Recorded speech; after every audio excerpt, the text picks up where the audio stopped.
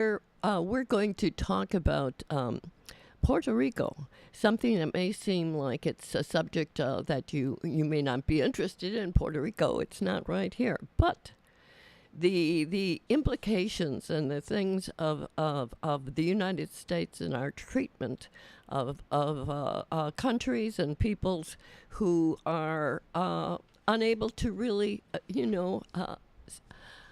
fend, fight for themselves. They can't. But Puerto Rico has been imposed upon in 1898. It had been various countries had Puerto Rico, and Spain had it. And in 1898, when the United States took possession of the island from Spain, that began the period when the political and economic affairs of Puerto Rico came under the United States government. In 2015, Congress passed the Puerto Rico Oversight, Management, and Economic Stability Act. PROMESA was created in response to Puerto Rico's crushing public debt and the lack of alternatives for Puerto Rico to service or restructure that debt. This act was signed into law by President Obama on June 30th, 2016. It's our anniversary this weekend of that imposition. So the act created a 7-member oversight board, which has an entity within the territorial government of Puerto Rico. So the Financial Oversight and Management Board for Puerto Rico is a government entity whose, I just mentioned, its role is to revise and approve the budget and obligations of the government of Puerto Rico. I first contacted Mike about this, the debt. That was very much of interest to me. The burdensome debt of Puerto Rico and how it was $90 billion. That was mind-boggling to me, how that could be. There are 3.2 million people, I think, on the entire island. And so Michael is a mathematician. Michael is a mathematician and just exceptional person.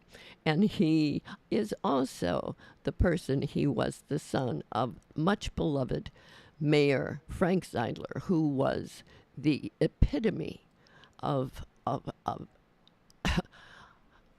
ethical, honest, wonderful person. And he imparted many of these wonderful traits of his to his son Michael, who is with us today.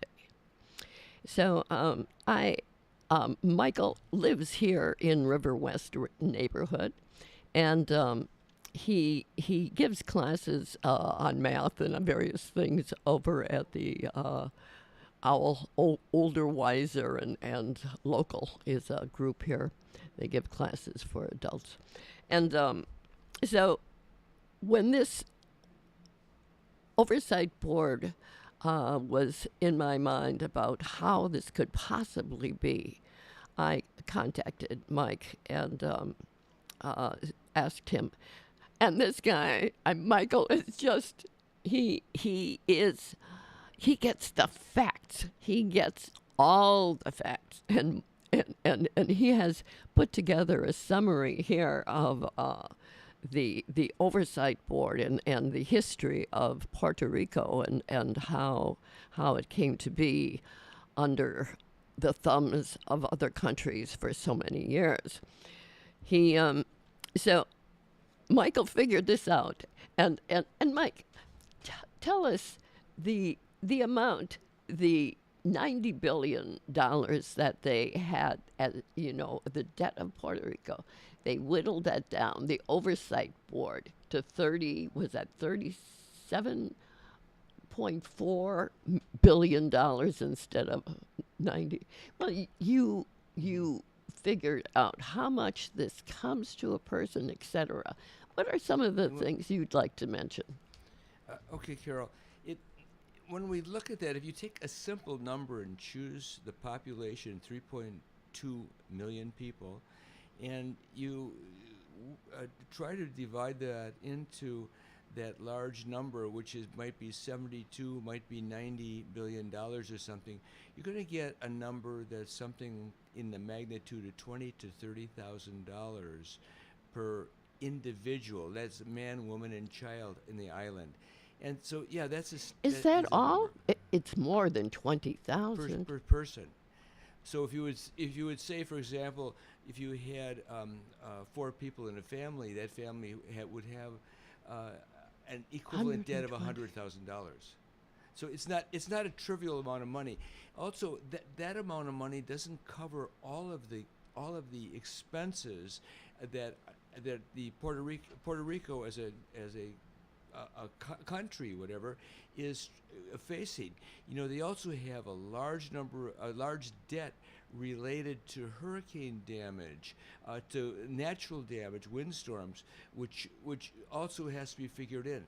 So really, that number comes out to be a number that is not everything. There's a much bigger economic issue there that you would probably want to talk about in the future. Okay, so but one of the things that I think is important for us, we're here to kind of look what's going on in Puerto Rico. How does Puerto Rico relate to the United States? What brings us to where we are today with Puerto Rico?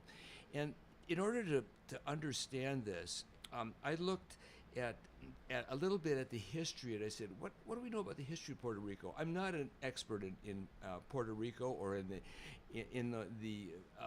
the histories of those islands, but it's possible to very quickly go in and look at what it is that's taking place there.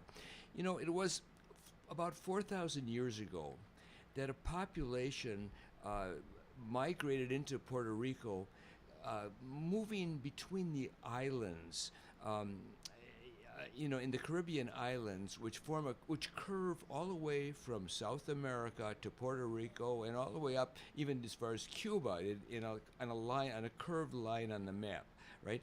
So 4,000 years ago, a group of people who are sometimes called Salidoid people moved there. And then about 3000 BC, that's about 2000, a little more than 2000 years ago, what we saw is another group of people came in, and they were also a tribal people who came from northern South America, in that area. And what happened here was this next group of people kind of took over. But then later on, in the 7th and through the 11th century, a group of people evolved there. There were more individuals who came in, and they were called the Taino culture, the Taino culture. Right? Taino. Okay. Yeah, and what happened with these Taino. individuals is they were there when Columbus showed up on his second voyage to the New World in 1493. Columbus came with somewhere between 1,200 and 1,500 soldiers, and he claimed the island of Puerto Rico for Spain, and he named it San Juan Bautista after the St. John. after St. John's, okay, Yeah. and so forth. And so that was the name of the island was really San Juan in the beginning. It was not Puerto Rico in the beginning. But now the Europeans were there. So we're in 1493. Within 50 years, the Taino Indians were really extinct. Okay, the Puerto Ricans were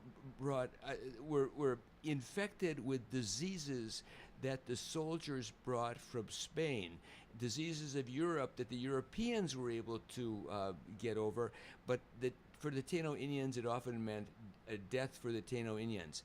And the soldiers were also very tough on the native population. And so within 50 years after Columbus, we saw basically the extinction of those of those people who were, we could call them the native people of Puerto Rico. Okay, and then from all of the years up through 1898, Puerto Rico was basically governed by the Spanish. Uh, Spain was very active. Spain controlled all of the Greater Antilles, which included Cuba, Haiti, Dominican Republic, and Puerto Rico. The other islands were really fought over basically by European powers, which included the British, the French, the Portuguese, and the Dutch. And today, if you look at a map, you'll notice that you'll see right away that islands are still under colonial control by other countries. Okay, so we saw this thing, and now there's important to recognize that during the period like the 1700s and so forth, 1800s, was a period of exploitation and activity by pirates. The pirates also came from those European countries, and their interest was they were seeking gold. Well, Puerto Rico had some gold mine in the mountainous parts of the island, and so there was some gold there which was taken, but there were the pirates were seeking various exploitations, and they would attack ships, and they even attacked San Juan. But all the way through that period, San Juan was continued to be held by the Spanish. This was not it was the Spaniards, somehow were able to maintain control of the large Antilles Islands, but they didn't have their forces in the other islands there. Okay, and during that period of time, there were other interests that were wanted to have influence in the islands, and that includes the Catholic Church, where Pope Julius II had a strong influence in having people declare allegiance, perhaps not only to Spain but also to the Catholic Church. And so it happens is today we see that religion is dominant through that area. The Spanish, of course, built a fort at San Juan, and the convenience of the fort was there was a bay there, and it was a nice place for ships to be off the ocean water, where they could sail into the bay and then interact with the land forces and land people at that point. Okay.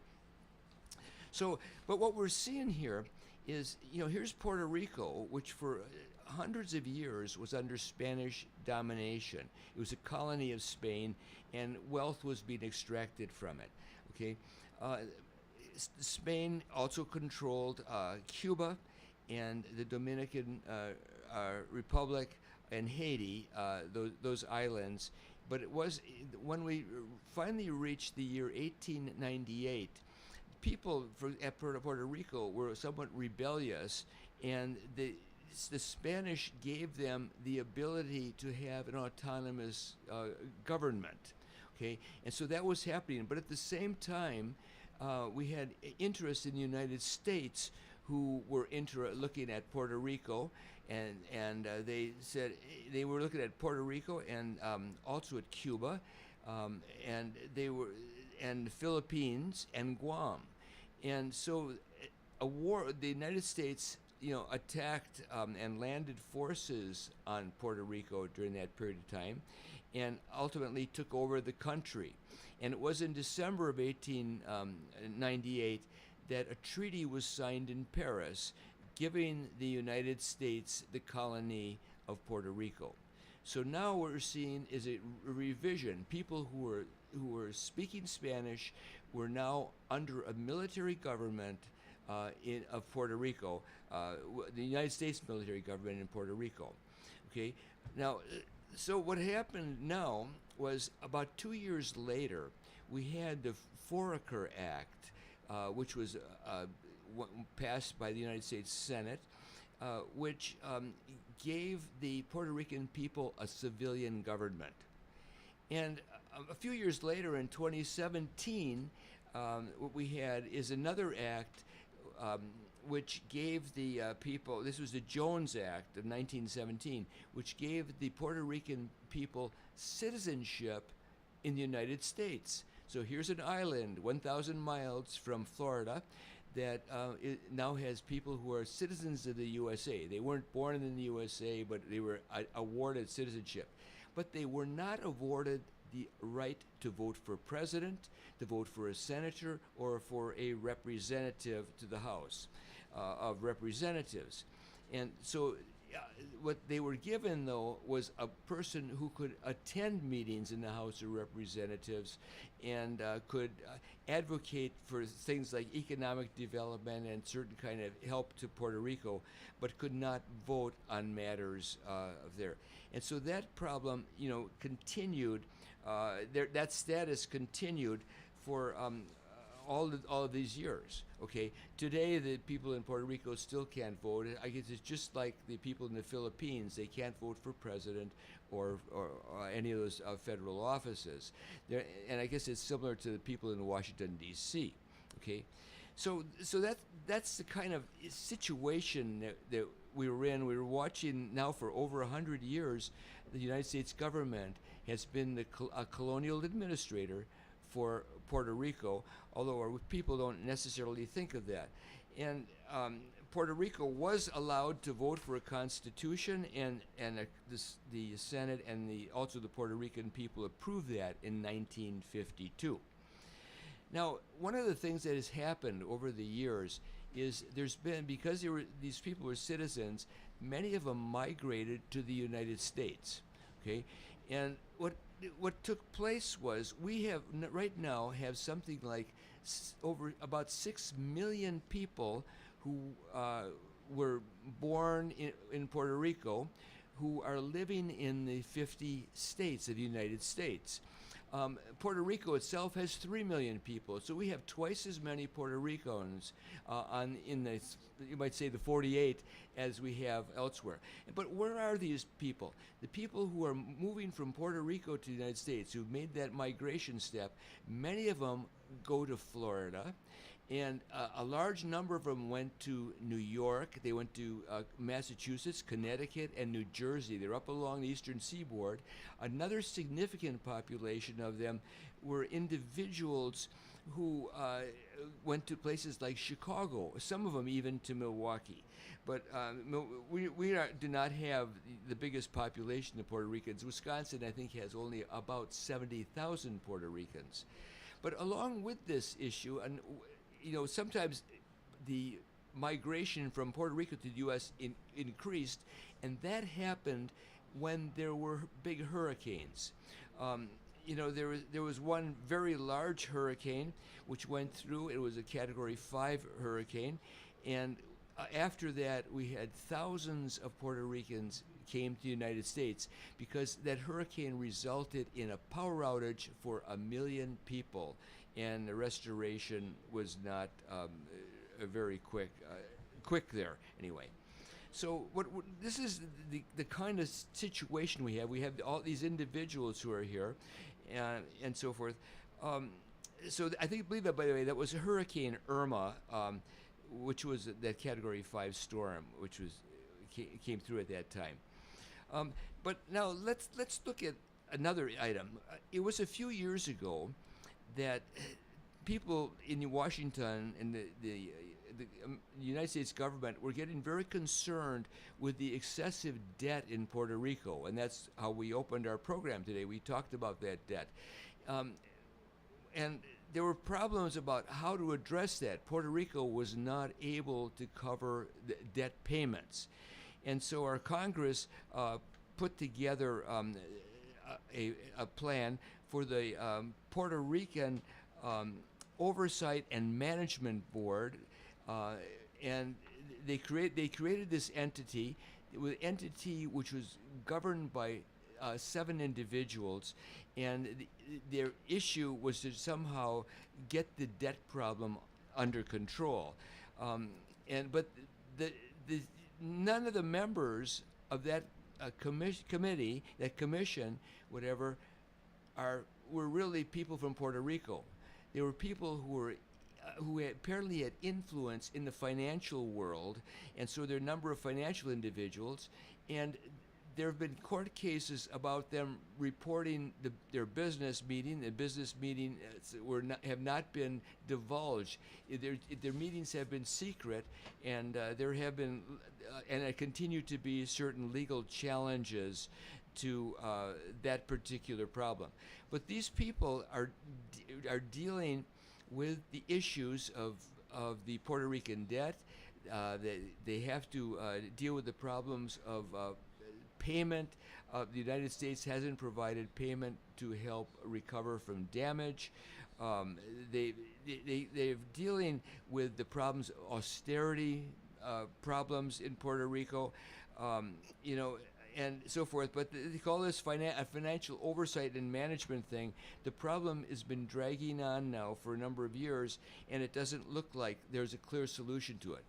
I should mention here, too, that people look at it and say, Puerto Rico, economically, what can the Puerto Rican people do to generate money in their country, wealth in their country, to take care of their people and pay off debts, which apparently are to some big corporate interests? And what happens here is that we look at Puerto Rico and we notice that all of those islands in the Caribbean are good for one thing. They have a lot of sunshine, they have mild weather, and they can grow things like sugar. They can grow tobacco if they really want that, and they can grow citrus crops and different things, that some of which could be exported to the United States or European countries from their islands.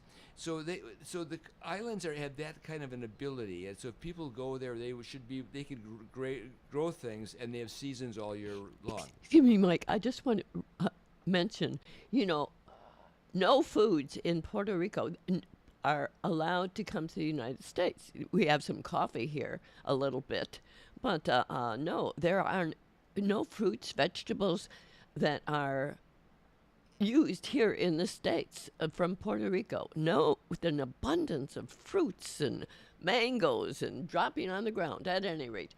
The thing of foods, Right. they aren't able. We can't buy Puerto Rican foods here, really. Oh, I didn't realize that. No. Although I've never seen a Puerto Rican food in the No. market or store. No.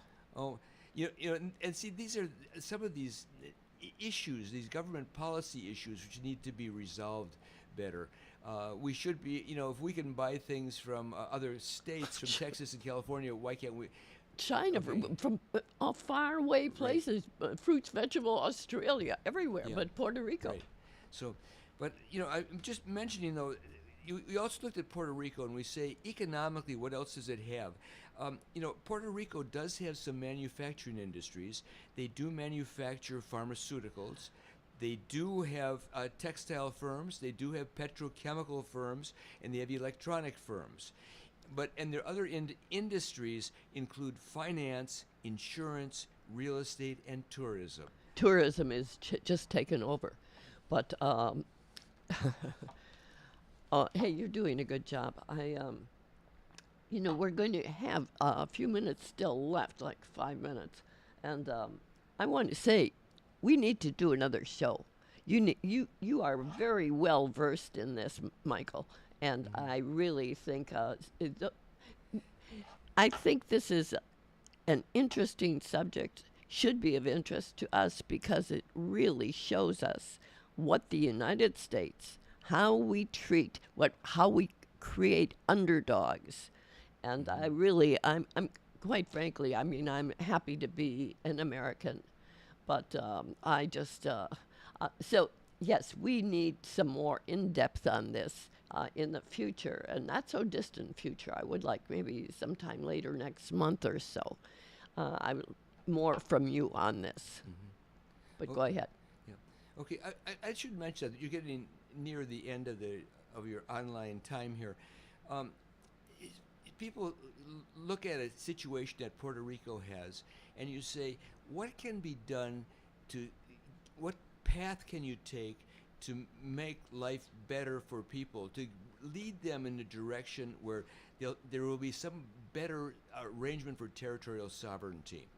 And I'm going to suggest that perhaps the best current strategy toward achieving territorial sovereignty is for the Commonwealth to put a great effort into educating their 3.2 million people in ways that increase their chance of obtaining statehood or self-government.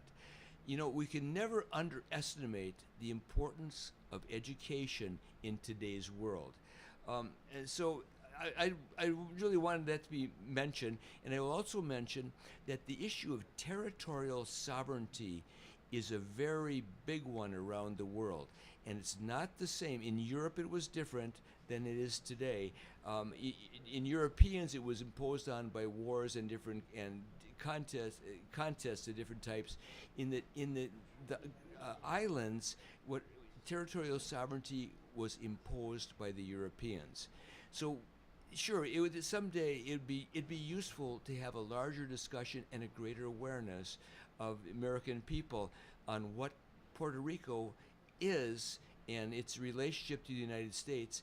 And let me, as a very last thing, mention, I understand that there's a small reverse migration back to Puerto Rico taking place, which may surprise some people. And you say, why is that? And I'll tell you, in my hand I have the National Weather Service forecast for San Juan, Puerto Rico. For the next 7 days, high temperature 84, low temperature night 80 degrees. Very even, nice breeze off the ocean. You know why people want to live there. Oh, it's wonderful. Actually, Puerto Rico, you know, my son, my granddaughter live in Puerto Rico, and I spend a great deal of time there. And it means it's very important to me. And it really is to all of us, whether we realize it or not. Perhaps when we become better informed about Puerto Rico, its our government and its work on Puerto Rico. Yes, so we'll cover this another time. And also, I want to, in the future, do some Vieques, Puerto Rico, the island off the east end of Puerto Rico, which was a military bombing and maneuvers place for years until the people got them out. Hey, so we'll talk about, I do want to talk about Vieques, but for now, Mike, thank you so much for coming. You're very thorough. You're fantastic with your research. I would never ever have the patience to do what you've done. And so he has an uncanny ability for facts and figures. And so Michael Zeidler, a really special person. I'm glad to have you here today, and I look forward to our next visit. Thank you. Yeah, thank you, Mike. So I think that's it. I think so. Thank you all. Love you. Good. Wow. Hey, That was seen the it? challenge of the year. This is your copy, Hey, and so you can have this copy too. You're good. You're good. Okay. And you're so, I mean, yes, so I think maybe later on in July, towards the end of July or right Yeah, around let's- there. Yeah, let's see how summer goes. Because one problem I have enormous amount of garden and carpentry Oh, work in I summer. know you've got. And so we'll have to see how these Yeah. things